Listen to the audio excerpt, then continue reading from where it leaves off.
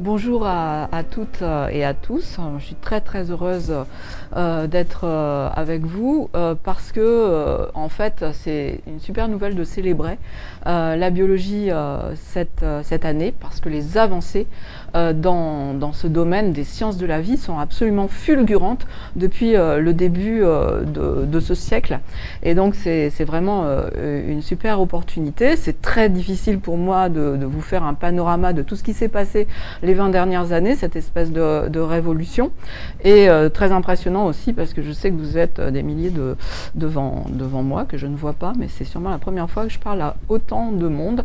J'espère d'être à la hauteur. Donc pourquoi ces avancées fulgurantes, en fait, depuis que les gens étudient les sciences de la vie depuis plus de 2000 ans, c'est souvent les avancées technologiques qui ont provoqué l'avancée des connaissances. Donc en fait, en ce moment, je vais commencer par vous expliquer pourquoi cette révolution que vit la biologie, c'est dû à des avancées dans les techniques, les équipements qui permettent aux biologistes d'explorer le monde vivant. Alors qui dit biologie dit microscope. Et bon, c'est vraiment un symbole du biologiste.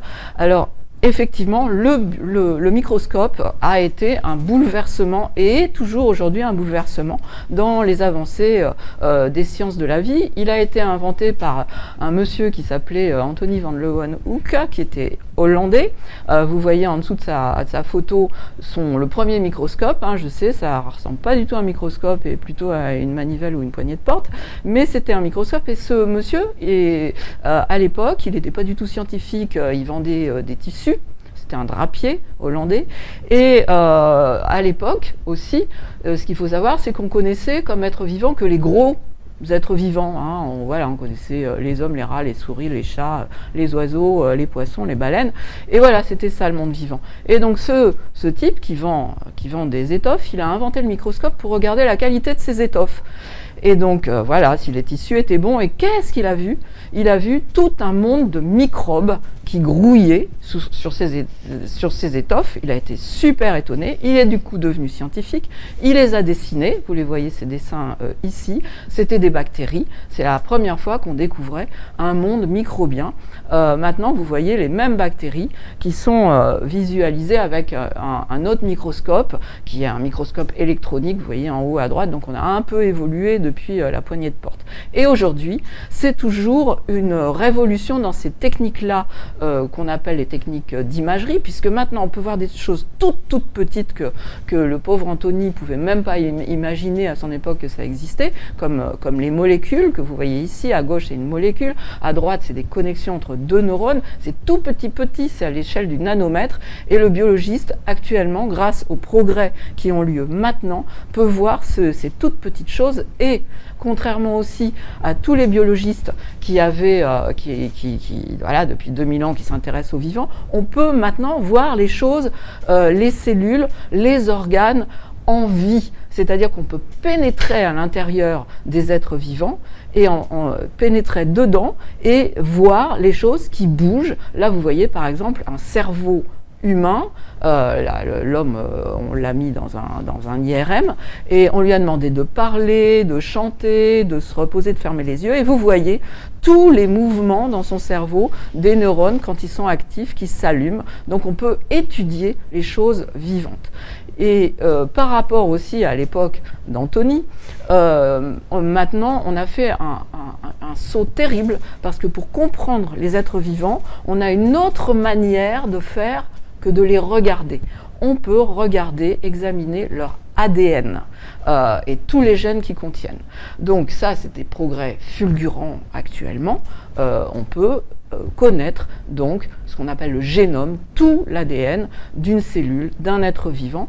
Et mieux encore, depuis ces dernières années, si vous prenez une petite goutte d'eau, comme Antony aurait fait pour la mettre sous son microscope, il y a en fait dans une goutte d'eau, même l'eau du robinet de Marseille, et encore pire les flaques sur les trottoirs, des centaines, des milliers en fait de microbes. Alors pour les connaître, vous pouvez les regarder, bien évidemment, mais vous avez une autre technique qui est de connaître tout leur ADN Et c'est ce qu'on fait actuellement dans cette goutte d'eau. On a des moyens de connaître tous les génomes de chaque être microbien qui peuple cette petite goutte d'eau. Et aussi, on a un moyen d'aller regarder les génomes d'êtres vivants qui ont disparu depuis longtemps, qui sont dans des fossiles. À partir des dents, des os, on va pouvoir reconstituer leur génome. Ça a été fait, je crois, le plus vieux, c'est un cheval fossile qui est mort il y a 700 000 ans. On a son génome et ça nous permet en fait de voir comment ces êtres qui ont disparu de notre planète fonctionnaient, vivaient, et quels sont les liens de parenté qu'ils ont avec nous.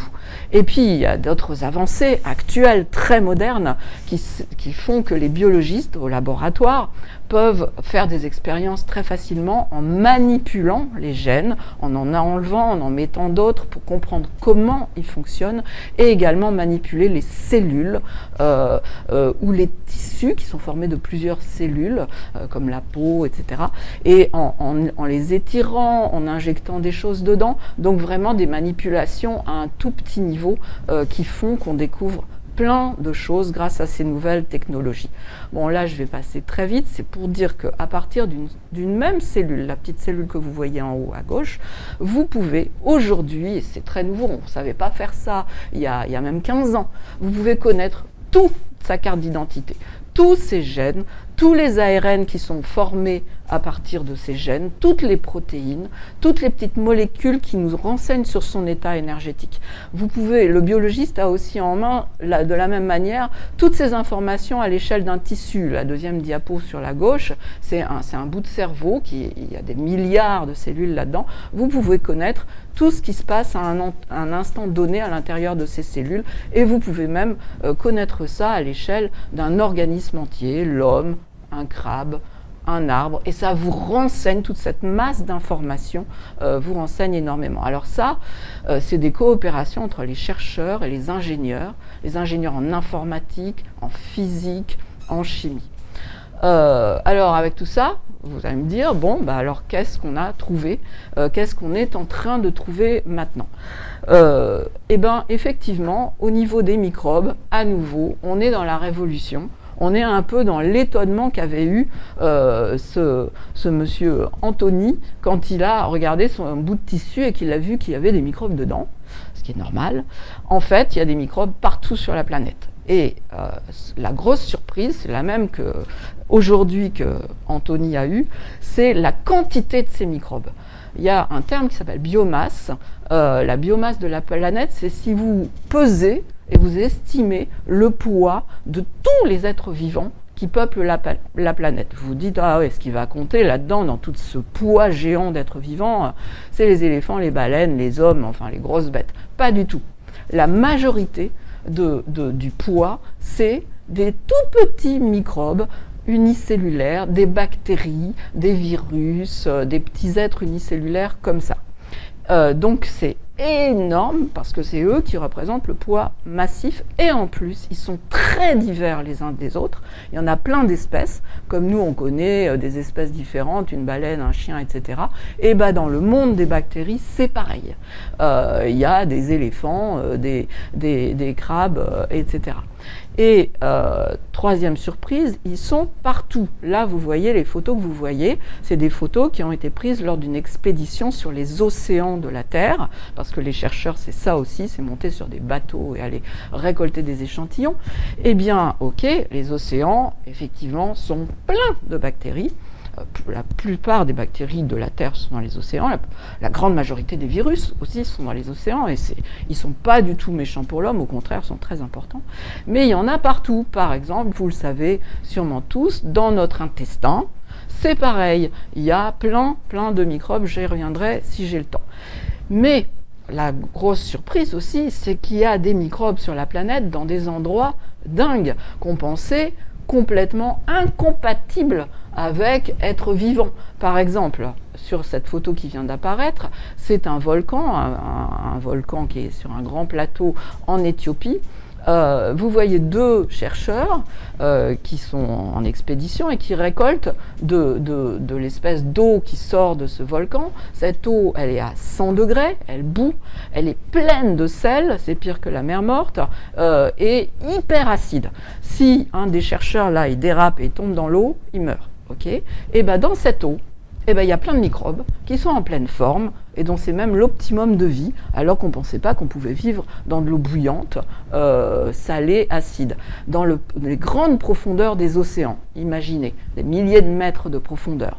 Là, c'est l'obscurité totale. Bien sûr, il n'y a pas d'oxygène. Et il y a des volcans au fond des océans qui dégagent énormément de gaz que nous appelons toxiques, et aussi de la radioactivité. L'eau, elle est à 350 degrés. Et bien, qu'est-ce qu'il y a là ?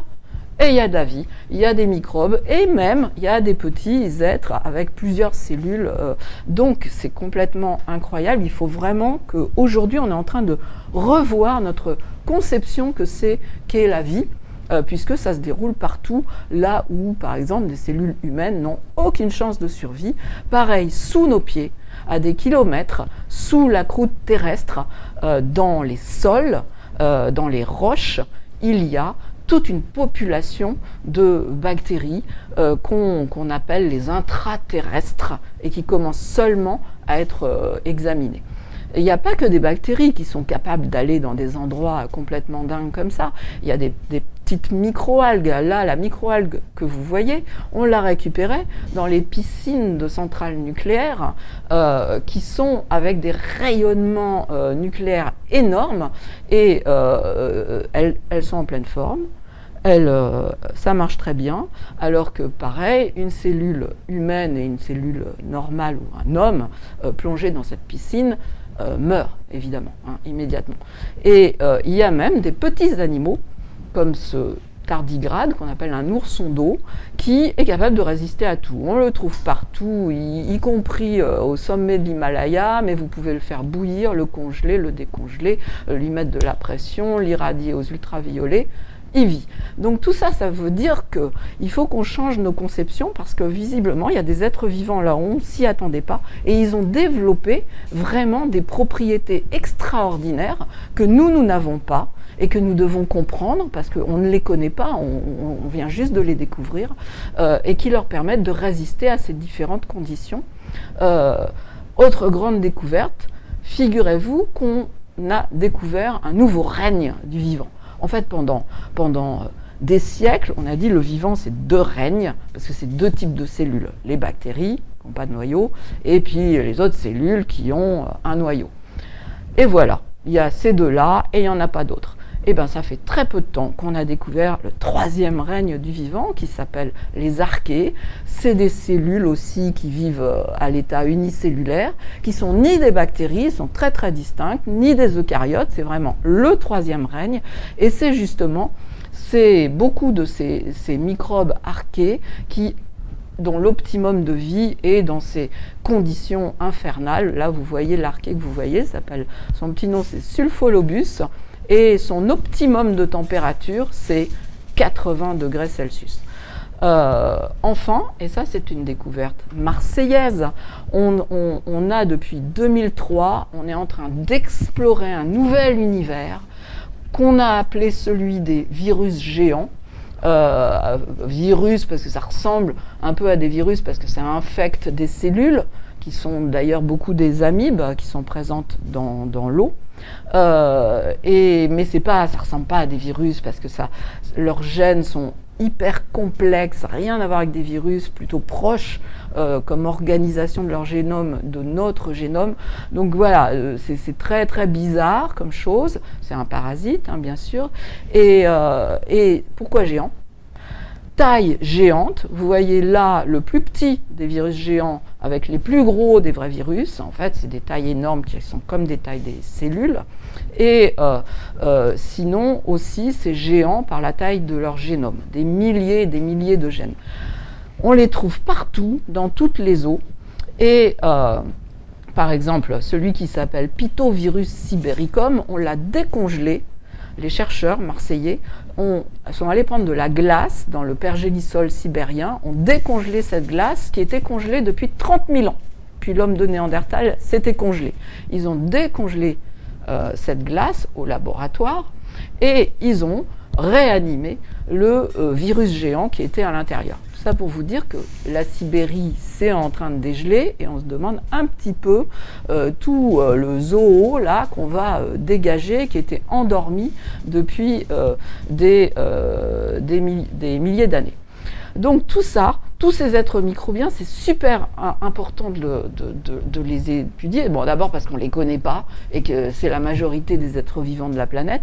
Ils jouent des rôles essentiels. Hein. Vous pouvez dire, oh, tout ça, ça ne m'intéresse pas. Qu'est-ce que je vais m'intéresser à un petit microbe de rien du tout? En fait, ils font partie vraiment de chaînes nutritives, alimentaires, énergétiques pour permettre la production d'oxygène, capter le CO2. Donc c'est super, ils sont super importants pour l'équilibre de la planète. Tout petits, certes, mais très nombreux, très divers et hyper essentiels, et on ne les connaît pas.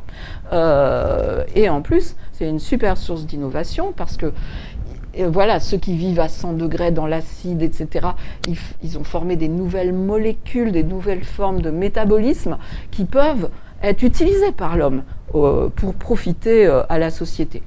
Bien sûr, quand on a des nouvelles formes de vie, là, on est en plein Star Wars, c'est intéressant à étudier. Et puis, ça nous renseigne sûrement sur comment c'était la première cellule qui est apparue sur notre planète il y a 3,7 milliards d'années. Parce qu'il y a 3,7 milliards d'années, ça ne ressemblait pas à maintenant. Le ciel n'était pas bleu, etc. Enfin, non, il n'était pas bleu d'ailleurs. Et donc, il faisait sûrement des températures extrêmes, etc. Donc, ces êtres-là qu'on découvre dans les milieux extrêmes, ils doivent ressembler très fort aux premiers êtres vivants qui ont peuplé notre planète. Donc, c'est intéressant de savoir pour nos origines. Et ces conditions-là, ce sont aussi des conditions qui règnent sur d'autres planètes. Et donc, pour chercher ce qu'on appelle les extraterrestres, mais en tout cas de la vie sur d'autres planètes, il est tout à fait possible, il y a une forte probabilité pour que cette vie qu'on recherche ressemble à celle de ces êtres microbiens qu'on étudie actuellement et qui vivent dans ces milieux extrêmes et dont on ne sait pas encore grand-chose. Donc même pour l'exploration de la vie sur les autres planètes, c'est vraiment intéressant de les connaître, et puis sur l'histoire de la vie. Donc là, je pense qu'on va changer de support. C'est quelque chose qui intéresse beaucoup les biologistes et beaucoup de gens, qui est l'histoire de la vie sur la planète. Au début, on pensait que c'était simple. Donc l'histoire de la vie, c'est faire une espèce finalement d'arbre généalogique, à partir de la première cellule jusqu'à maintenant. La première cellule,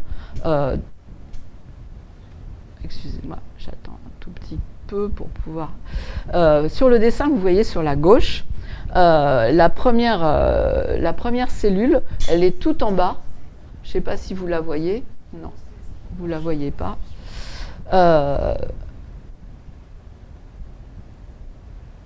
Donc, ça ne ressemble pas à un arbre généalogique, en fait. Ça ressemble à un gros buisson. J'espère que vous le verrez un jour. Ah bon, d'accord. Donc, vous le voyez. OK. Moi, je le vois pas. D'accord. Donc,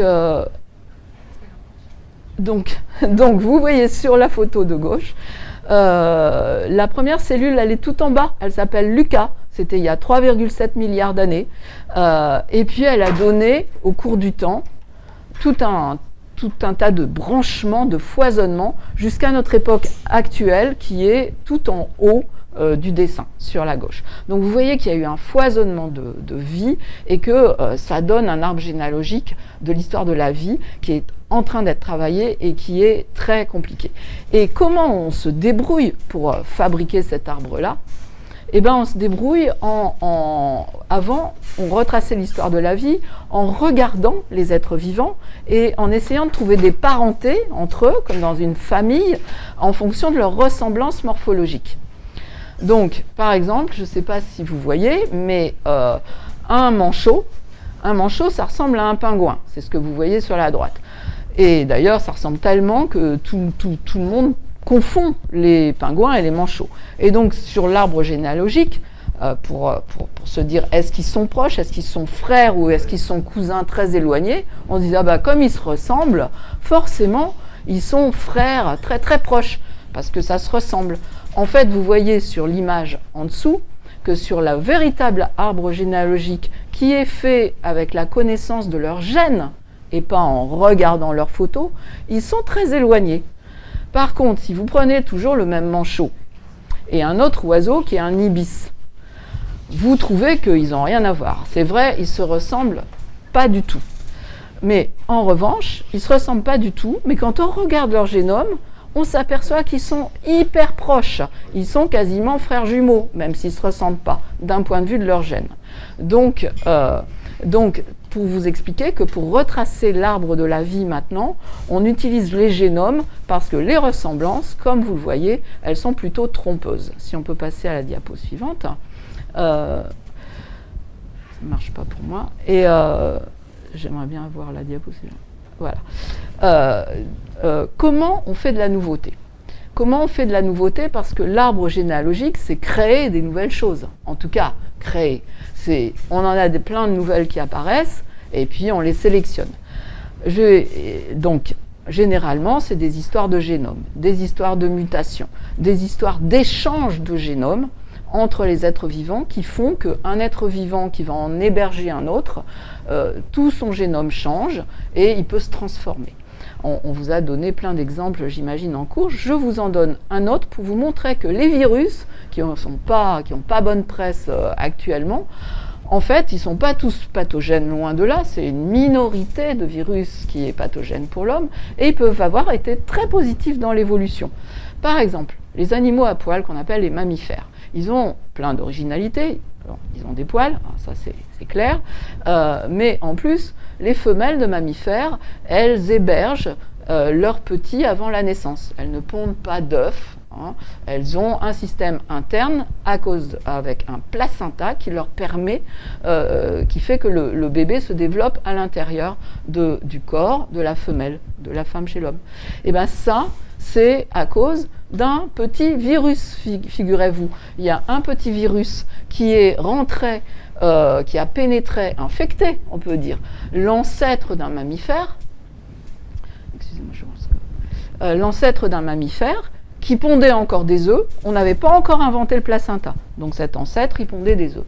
Il a intégré ce virus qui est arrivé, qui s'est logé dans le génome de cet ancêtre, et ce petit virus est resté à l'intérieur, tranquillement, mais les gènes de ce virus se sont exprimés, ont permis de fabriquer des protéines qui ont créé le placenta. Et donc, s'il n'y avait pas eu cette petite infection virale, les mammifères n'auraient pas de placenta. Et chez l'homme, les femmes, elles pondraient encore des œufs. Voilà. Donc, ce qui est très important en même temps, c'est l'histoire de l'homme. On retrace là l'histoire de tous les êtres vivants, mais l'histoire de l'homme, elle est passionnante. Et c'est exactement ce que je vous disais, toujours le même principe. Ce qui est important pour évoluer dans l'histoire du vivant, c'est de se mélanger. Là, à l'intégration d'un virus, on fait un placenta, mais le brassage, les connexions, la reproduction entre êtres vivants différents, le métissage, est super positif. Un exemple chez l'homme. Sur la gauche, vous voyez, en fait, ce que vous voyez, les deux images sur la gauche, c'est l'homme de Néandertal qui a été redessiné, habillé moderne. D'ailleurs, vous voyez que l'homme de Néandertal, quand on l'habille moderne, il est proche d'un homme de Homo sapiens que nous sommes. Et moi, je vais vous parler d'un autre homme qui est l'homme de Denisova, qui est vraiment le cousin de l'homme de Néandertal. L'homme de Denisova, il a disparu depuis des milliers d'années, 40 000 ans, quelque chose comme ça. Il a disparu. Mais au moment où il vivait, nous, Homo sapiens, on vivait aussi. Et visiblement, dans notre génome, à nous, hommes, on a des gènes de cet homme de Denisova. Donc ça veut dire qu'à l'époque, avant que l'homme de Denisova disparaisse, ces hommes et femmes de Denisova ont eu des rapprochements très proches avec l'homme et des bébés. Et du coup, c'est pour ça que nous avons des gènes de l'homme de Denisova dans notre génome. Et de manière hyper intéressante, on en a, selon les populations humaines sur la planète, un plus ou moins grand nombre. Et il y a 3 populations qui en ont plus que la moyenne: les Papous, les Inuits, les Esquimaux, les Tibétains. Et en fait, ces 3 populations ont certaines caractéristiques, comme toutes les populations humaines, qui viennent des gènes de Denisova et qui sont un super avantage. Les Papous, par exemple, ils ont un odorat extrêmement développé par rapport au reste des hommes. C'est à cause des gènes de l'homme de Denisova. Les Inuits vivent au froid parce qu'ils ont une énergétique particulière au niveau de la graisse brune, gène de Denisova. Les Tibétains qui supportent la vie en très haute altitude où il y a très peu d'oxygène, pourquoi? Avantage, les gènes de Denisova. Donc moi, je vous le dis, même pour l'histoire de l'homme, ce qui est important, c'est le métissage. Donc, autre grand champ en biologie, c'est les génomes, justement. Parce que, ok, on peut les séquencer, voir les gènes, les comparer, etc. Mais comment ça fonctionne, un génome? Comment nos gènes font qu'on a tel ou tel caractère? Donc là, c'est très simple. J'ai juste une diapo pour vous expliquer le challenge que c'est d'étudier le génome et de comprendre comment ça marche. Je prends le génome humain. Le génome humain, tous les gènes, donc l'ADN, ça fait 2 mètres. Dans chacune de nos milliards de cellules, on a 2 mètres d'ADN. Vous prenez juste une cellule des milliards que nous avons dans notre corps, elle a 2 mètres dans cette cellule, et ces 2 mètres, ils sont embobinés dans le noyau de la cellule, qui fait, quand c'est un gros noyau, 5 microns. Et donc, il y a les 2 mètres qui sont rentrés là-dedans, et ça, c'est comme vous prenez l'autoroute Paris-Marseille, et vous la rentrez dans une balle de ping-pong. C'est ça qui est fait par la cellule. Donc, les biologistes étudient tous ces remaniements parce que c'est bien rangé, c'est pas tassé.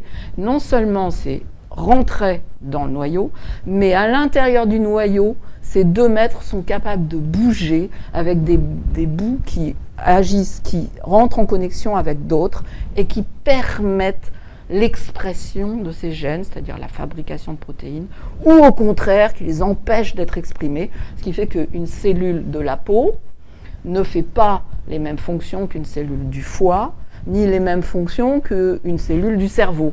Elles ont pourtant les mêmes 2 mètres d'ADN avec le même gène, mais à cause de toute cette expression différentielle, elles font des fonctions différentes. En plus, on a 2 mètres d'ADN, soit, mais quand on calcule sur les 2 mètres d'ADN combien il y a de gènes, 6 cm. Donc il y a 1,94 m. À quoi ça sert? Donc au début, les biologistes ont dit ADN poubelle. Pas du tout. Je ne vais pas rentrer dans les détails, mais ce 1,94 m est essentiel, même s'il ne contient pas des gènes qui codent pour des protéines. Il permet la fabrication d'ARN qui sont absolument essentiels à la vie. Donc pour terminer, je balaye un grand champ très vaste d'action qui est les interactions au sein du vivant. Parce que pendant des siècles, on a étudié le vivant individuellement. Qu'est-ce que fait cette cellule-là, toute seule? Qu'est-ce que fait cet organisme-là, tout seul? Qu'est-ce que fait cette plante-là, toute seule? En fait, ce qui est le plus important, c'est pas ce qu'ils font tout seuls, c'est ce qu'ils peuvent faire ensemble. Je vous prends un exemple. Ce qu'on appelle le microbiote intestinal. Vous prenez nous, être vivant, un organisme, juste un corps, voilà, formé de toutes nos cellules humaines. Voilà, très bien, c'est nous. Eh bien non, c'est pas nous. Parce qu'au cœur de notre intestin, nous avons des milliards de cellules qui ne sont pas du tout les nôtres et qui sont à nouveau des microbes, des bactéries, des archées, des virus, des petits champignons, des levures, etc. Chaque être vivant, chacun d'entre nous, enfin pas vous qui êtes plus jeunes, mais bientôt, on en a 1 à 2 kilogrammes. Et ce 1 à 2 kilogrammes, c'est des cellules, des êtres, des microbes, microbiennes, qui représentent en tout, il y en a 10 fois plus que nos propres cellules. Et si on compte leurs gènes, ils représentent 150 fois plus que nos gènes à nous. Donc là, on a le zooparc dans notre intestin. Et c'est pas du tout nous, c'est d'autres gènes. Enfin voilà, on abrite cette grande communauté qui est essentielle à la vie. Vous voyez sur les deux souris de droite, la souris du haut, elle est normale, la souris du bas, elle est 2 fois plus petite parce qu'on lui a enlevé son microbiote et en plus elle va mourir bientôt, bien avant l'autre, et puis en plus elle a plus de défense immunitaire.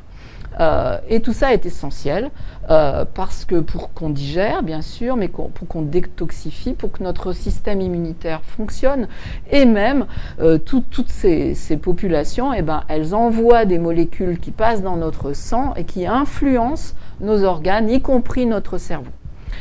Autre exemple très important, ce qu'on appelle les symbioses, là j'ai pris un exemple de plante pour quitter un peu les animaux, les racines. Les racines de toutes les plantes terrestres pratiquement vivent avec des champignons. Donc vous les voyez sur la photo de gauche, vous voyez la racine et tous les filaments blancs, c'est les champignons, les filaments de champignons qui enrobent toutes les racines. Et sur la photo à droite en haut, le vert que vous voyez, c'est le champignon qui rentre à l'intérieur de la racine. Et vous voyez sur la photo du bas qu'à l'extérieur de la racine, dans le sol, il y a toute une espèce de tapis de filaments de ces champignons. Alors, les plantes ne peuvent pas vivre sans ces champignons parce que les champignons leur apportent de l'eau et des sels minéraux qui concentrent de tout le sol, donc on a comme un fertilisant naturel. Le champignon ne peut pas vivre sans la plante parce que la plante lui apporte tout un tas de matières organiques qu'elle fabrique grâce à la photosynthèse. Donc ils sont liés l'un à l'autre inexorablement, mais ça dépasse cette association dépasse ces simples bénéfices réciproques. Imaginez dans le passé, il y a 450 millions d'années, il n'y avait pas de plantes sur la Terre. Tout ce qui était plantes, algues en l'occurrence, était dans l'eau, dans les océans. Et au cours de l'évolution, il y a 450 millions d'années, ces plantes sont sorties de l'eau pour coloniser la Terre. Et pourquoi ont-elles pu le faire exactement? Elles étaient déjà avec ces mêmes champignons. Et quand vous sortez de l'eau, ce qui est compliqué, c'est que dehors, c'est sec et vous allez sécher. Et l'association de ces premières plantes qui sont sorties de l'eau avec ces champignons leur a permis de résister à la dessiccation, à la sécheresse. Et donc, si ces champignons n'avaient pas été là il y a 450 millions d'années, eh ben, la Terre aurait une toute autre face et elle ne serait pas verte comme elle l'est maintenant. Et pour dernier exemple sur cette association, ces champignons, c'est comme un système web de champignons souterrains parce qu'ils connectent les plantes les uns aux autres et ils font passer des messages d'une plante à une autre. Exemple, une plante est attaquée par un pathogène, par des pucerons. Eh bien, l'information va passer par les champignons souterrains à la plante d'à côté qui, elle, n'est pas encore attaquée, qui va apprendre que, il y a des pucerons dans le coin, et qui va déclencher son système immunitaire de manière anticipée pour lutter à une attaque à venir très probable des pucerons. Donc j'ai terminé pour vous parler, cette fois-ci, maintenant, de comment l'environnement, c'est-à-dire les forces mécaniques, l'eau, la température, etc., influe sur les êtres vivants. Vous voyez ici, vous l'avez tous vu, j'espère, une fois dans votre vie, comment le vent influence le port des arbres. Alors bon, je ne rentre pas dans les détails, je vais même changer de diapo, mais c'est plus compliqué que j'appuie et du coup l'arbre penche. C'est tout un système à l'intérieur de régulation des gènes. Mais chez les cellules animales, c'est pareil. Il y a une énorme importance des forces mécaniques sur les cellules. Quand les cellules migrent, nos cellules, notamment quand on a fabriqué un embryon, c'est que des mouvements de cellules. Vous voyez sur la photo de gauche qu'on a mis des cellules sur 2 types de supports. En bas, un support très mou, en haut, un support très rigide. Et bien, sur le support mou, les cellules n'arrivent pas à migrer. elles patinent, elles n'y arrivent pas, alors que quand elles passent sur le support dur, elles y arrivent très bien, elles adoptent une forme en limace que vous voyez en haut qui leur permet de bouger, ce qui est essentiel à la vie que des cellules bougent sur des supports de temps à autre. Et vous voyez effectivement à droite une influence du support sur la cellule, c'est le support qui est essentiel pour permettre la migration et vous voyez toute la réorganisation du squelette interne de la cellule en rose et en vert quand elle s'attache au substrat, au support, et si on a un support mou, elle n'arrive pas à le faire, et du coup son petit squelette ne marche pas, et elle n'arrive pas à bouger. Plus surprenant, et ça sera pratiquement mon dernier exemple, vous ne savez peut-être pas que les ondes sonores ont une influence sur les plantes. Vous voyez sur la photo de gauche, on a fait pousser des plantes et les racines des plantes, hein, c'est une manip. Donc vous voyez les racines des plantes sur la photo de gauche qui s'appelle contrôle, elles ont poussé verticalement, sont enfoncées, c'est normal, hein, c'est comme ça que ça pousse les racines, vous le savez tous. Sur la photo de droite, dans le coin inférieur gauche, on a émis une vibration sonore qui ressemble un peu à un bruit de ruisseau, voilà, un truc.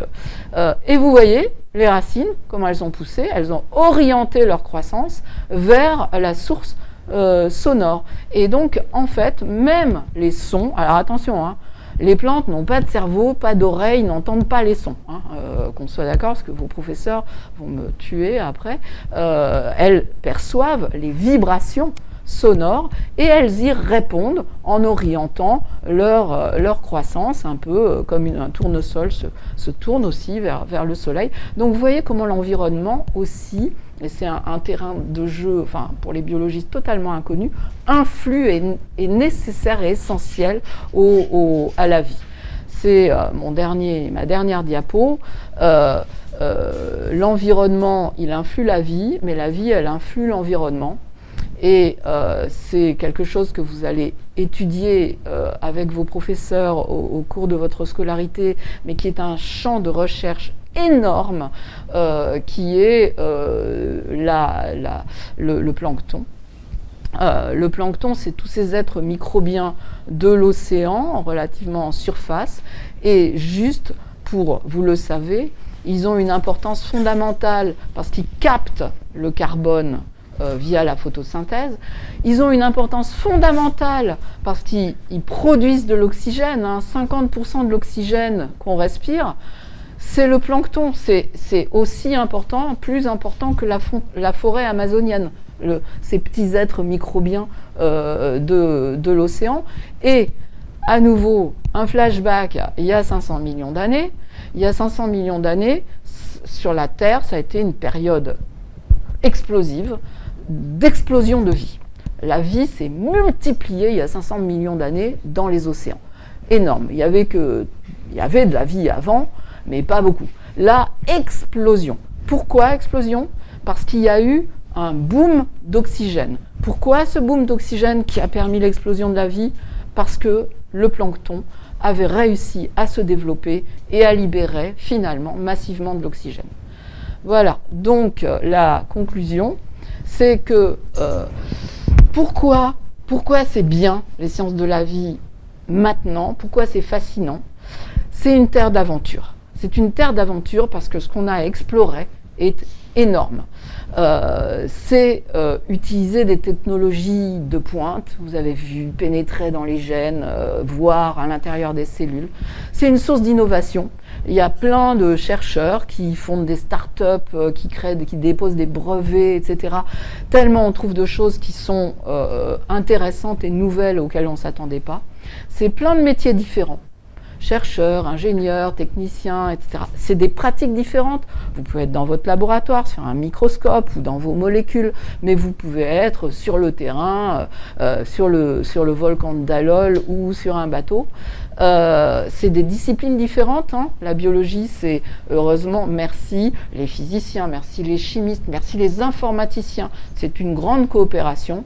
Et puis aujourd'hui, toutes ces connaissances qu'on a, elles sont hyper importantes pour comprendre comment, dans quel monde vivant, on se trouve, nous. On doit avoir beaucoup d'humilité en tant qu'homme, parce que si nous sommes là, c'est qu'on fait partie d'une vaste communauté, et si on touche trop à cette communauté des autres êtres vivants, y compris les plus petits, on met tout en déséquilibre soudain et massif, et on joue avec le feu. Et quand on est biologiste, il faut absolument diffuser ces connaissances à tous les citoyens pour que tout le monde soit bien informé scientifiquement du monde dans lequel on se trouve. Voilà, merci. Merci beaucoup Catherine Jessu. Donc on va faire 2 minutes de pause, pas plus, parce que le temps avance. Et on se retrouve pour la séance des questions. Donc 2 minutes de pause, il est 10h42, on se retrouve à 44.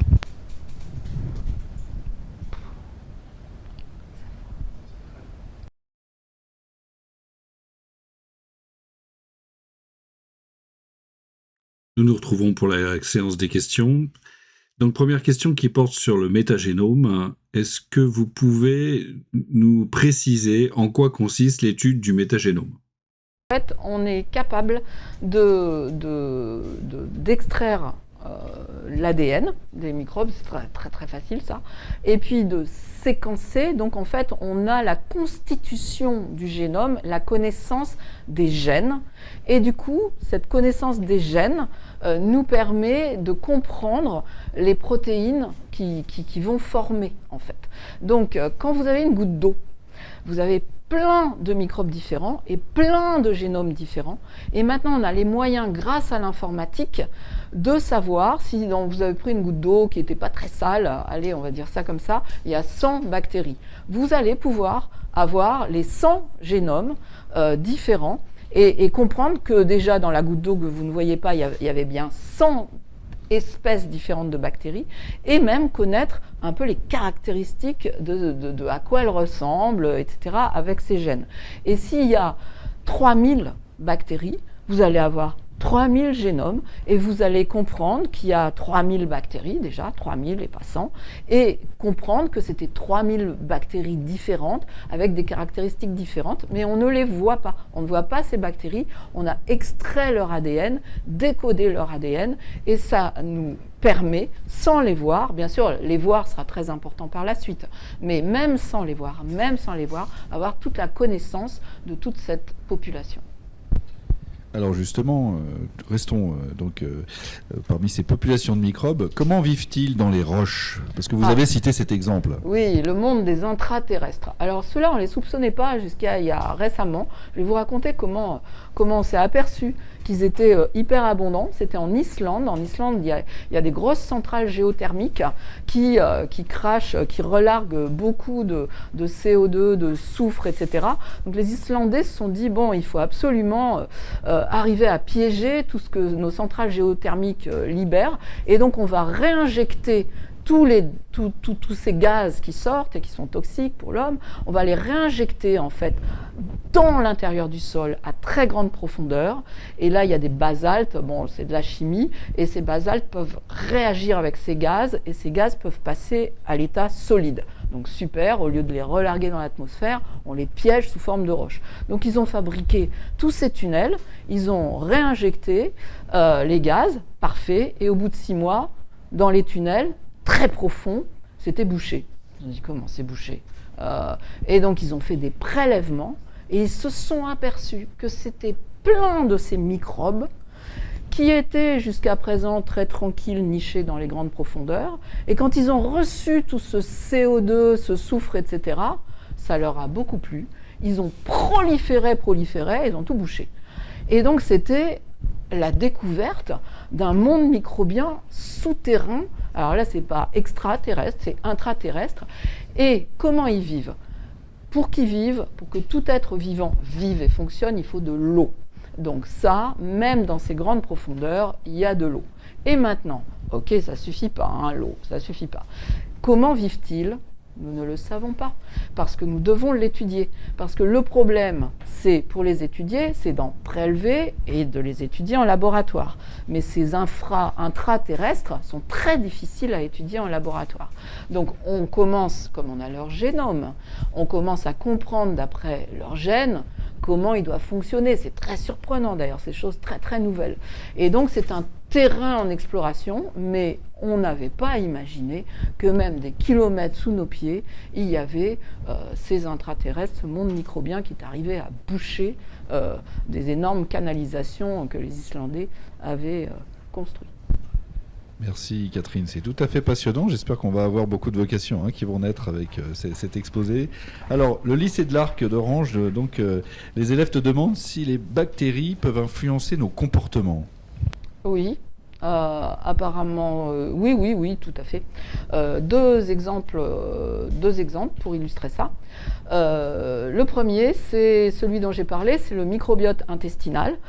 Qu'est-ce que c'est dans nos intestins? C'est pas que des bactéries, il ne faut pas oublier que le monde microbien, c'est des bactéries, mais c'est aussi des petites cellules qui ont un noyau et qui vivent à l'état unicellulaire, comme les levures, voilà. Donc, c'est tous ces êtres-là. Et le microbiote intestinal, nous savons maintenant, chez l'homme, et puis on fait plein d'expériences chez la souris, donc on le sait bien, il est dans notre intestin, donc il n'est pas mélangé.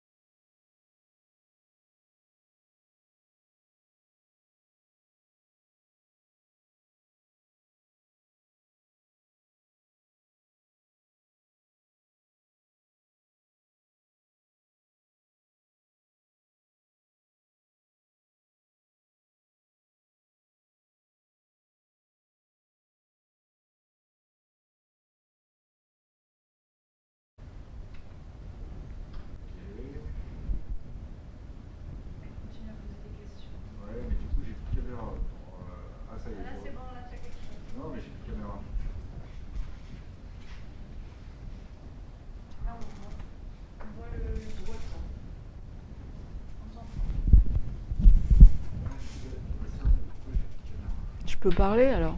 C'est pas grave qu'on me voit.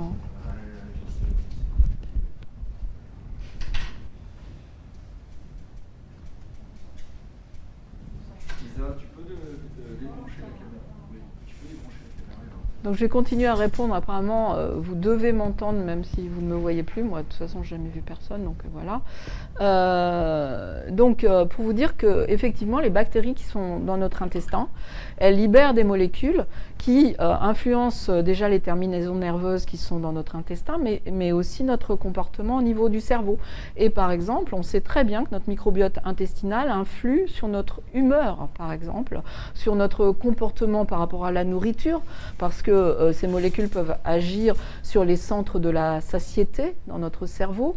Donc le microbiote nous commande un peu, faut arrêter de manger, là, genre, j'ai plus faim, cette sensation de je n'ai plus faim, ou le contraire, j'ai encore faim. Donc on a des commandes qui viennent finalement des bactéries et qui influent sur notre cerveau. Un autre exemple, c'est le parasitisme. Juste un exemple.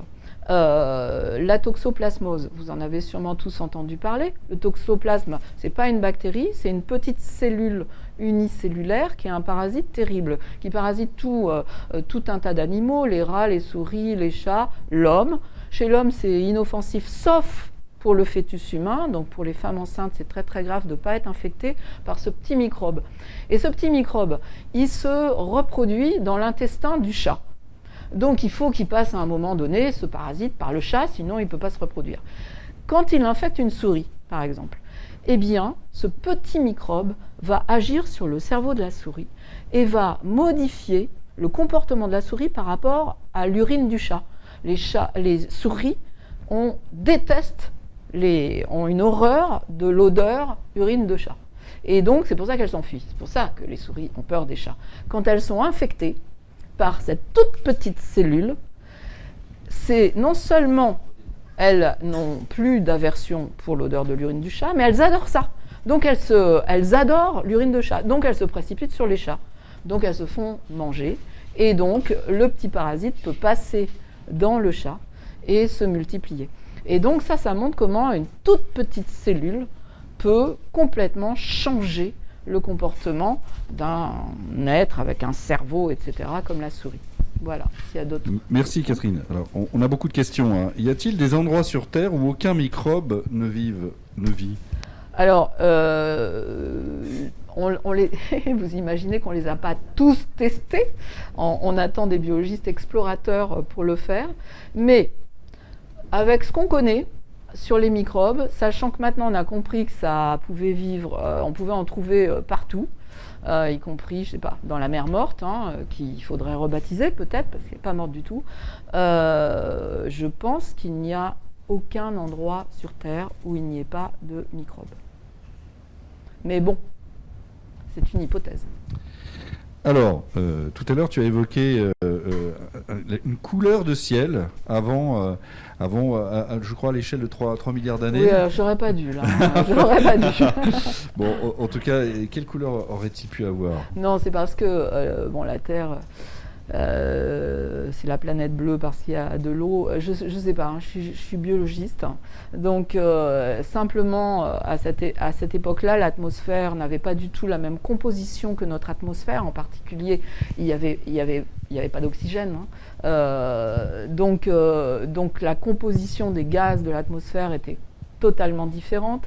La répartition de l'eau sur la planète n'était pas la même non plus. Donc sûrement le ciel n'avait pas le même aspect. Je pense d'ailleurs qu'il y avait beaucoup plus de nuages que maintenant. Voilà, et j'irai pas plus loin parce que je suis une biologiste spécialiste de la division cellulaire et que là, je vais dire des grosses bêtises. Alors une question sur justement la communication entre plantes via le champignon. Tu en as parlé tout à l'heure. Oui. Et en particulier dans l'exemple donné d'une plante attaquée par un puceron, il me semble. Oui. Alors comment se fait cette communication ? C'est à l'étude. Alors c'est très compliqué, c'est à un niveau moléculaire, donc c'est de la circulation de molécules, ça c'est clair. Et donc il faut imaginer effectivement que dans la plante attaquée, les plantes ont un système immunitaire très différent de celui des animaux, mais un système immunitaire dont l'objectif est le même, contre-attaquer les... Voilà.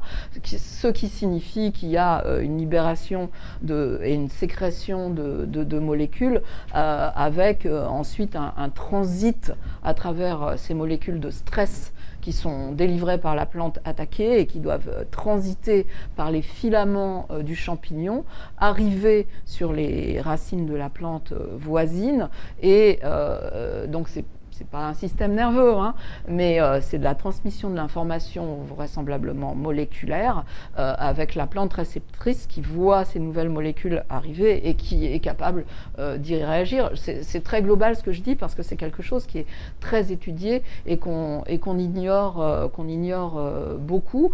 Et c'est beaucoup plus complexe que ce que je vous ai dit parce que en fait, ces champignons qui sont ce système de web dont je vous ai parlé, hébergent même des bactéries qui sont très très importantes également. Donc vous voyez, c'est les poupées russes, c'est pas deux partenaires. En plus, les plantes sont différentes, les champignons, c'est pas un seul champignon. Et il y a des bactéries qui sont dans le cou. Et donc ça, c'est très complexe à étudier, mais on le fait en essayant de reproduire ces choses-là en laboratoire avec des sols mieux contrôlés par le biologiste. Et donc voilà, il doit y avoir des transits moléculaires. Bon, Catherine, une petite dernière avant de passer et d'écouter Vincent. Combien d'espèces de bactéries existent? Alors j'imagine que là, on est dans l'ordre de grandeur et des estimations. Oui, alors déjà, ça va être dur de donner un chiffre, étant donné qu'on ne les connaît pas toutes. Loin de là, il y a 60% des bactéries qui sont dans l'océan, on n'en connaît que 5%.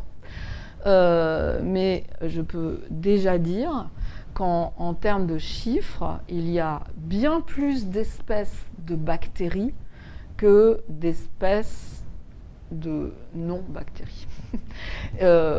Donc on fait des estimations actuellement, on en connaît des centaines, des milliers, mais c'est plutôt de l'ordre des millions. J'ose pas dire plus, même s'il y a des estimations qui vont encore plus loin que le nombre de millions. Sachant qu'une espèce de bactérie, vous savez, c'est pas comme une espèce éléphant, machin, c'est plus plastique. Les bactéries, ça a des plasmides, donc ça évolue très vite. Mais néanmoins, c'est très probablement des millions d'espèces, voire, j'ose pas le dire, je le dis quand même, milliards. En tout cas, beaucoup plus d'espèces, beaucoup plus de diversité, donc, que chez les cellules qui ont des noyaux, etc. Merci Catherine, je passe le micro à Charlotte pour l'interlude.